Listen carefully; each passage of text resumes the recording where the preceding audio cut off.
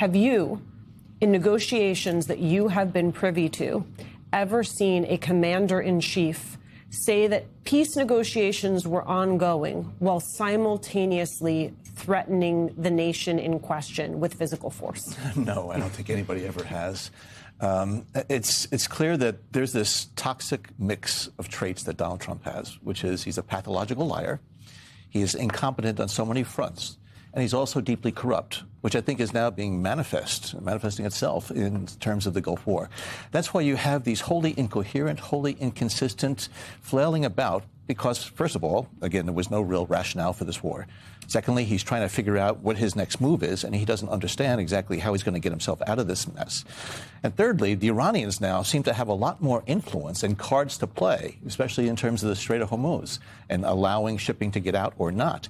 And so, therefore, I think Donald Trump is trying to present a false narrative to the American public by saying, yes, the Iranians now seem more reasonable. They're trying to negotiate. But, you know, he's protected himself for so many years in this cocoon of disinformation. But the reality now is just penetrating and taking away that cocoon. And it's very clear in terms of how the war is going. Yes, we're decimating the Iranian military. But in terms of finding an off-ramp or getting out of it, as American consumers see their gas prices rise when they fill up their cars.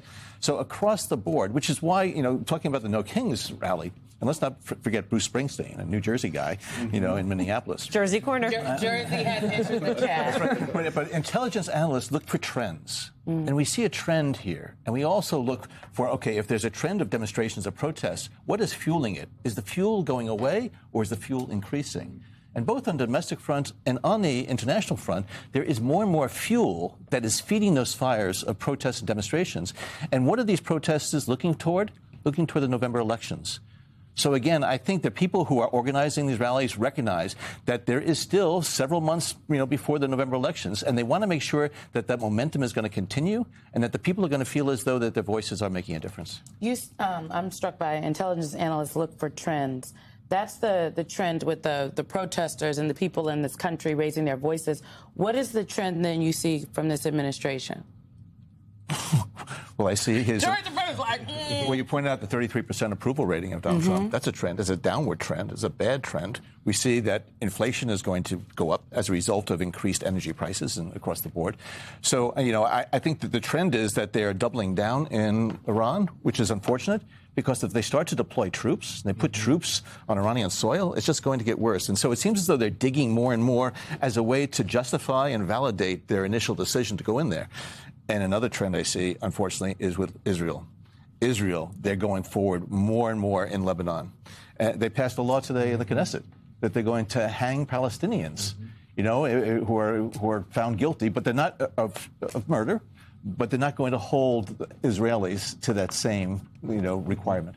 So, you know, it's just between. I mean, 2 journalists were murdered this morning, over the weekend, between in the last 24 to 48 hours. And the Israeli military, the government said that, well, look, those journalists were connected to Hezbollah and they were essentially fronting for the regime, and that's why they had to be taken out. And it feels like a very slippery slope. Yeah. Well, Netanyahu and Trump, I think, are fueling all of the dissension here in the United States in terms of continuing to move forward on this.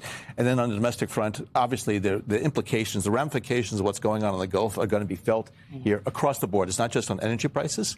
It's on a lot of other products. The global supply chains are going to be affected. And so the ripple effect is going to be felt for quite some time. So, again, when I look out over the next 6 months, you know, toward the elections, I just don't see things going in a positive direction for Donald Trump, which I think worries a lot of people in terms of what might he try to do in order to prevent the inevitable in November. I'm going to stay with you, Director Brennan, because I like where you were going on the trends thing. I always love the intelligence piece, the spy side of this equation. Not you call Director Brennan a spy to his face. Yeah, we're all friends here. But here's the deal. That trend concept, you talk about it domestically. What trends do you see internationally? What trends do you see in Iran that we should be either concerned about or pay more attention to? When you're looking at our allies and how they're responding, when you're looking at the other pieces out there that seem to take a back seat to Iran right now, like Ukraine, the movement of Russia, that's playing seemingly both sides. I think Putin is punking the hell out of Trump, but that's easy to do. All you have to do is give him an award or say nice things about him, and you get your way. He'll give you $1 billion plus. So, but what trend lines do you see? Well, on Russia, the trend line is very positive for Vladimir Putin. The price of oil has gone up. Some sanctions have been relieved on Russia. And also, Trump has allowed now Russia to provide oil to Cuba. In the Gulf, I see the Iranians becoming more and more defiant. They're hunkering down. They are ready for a long fight. They recognize that all they need to do is to survive.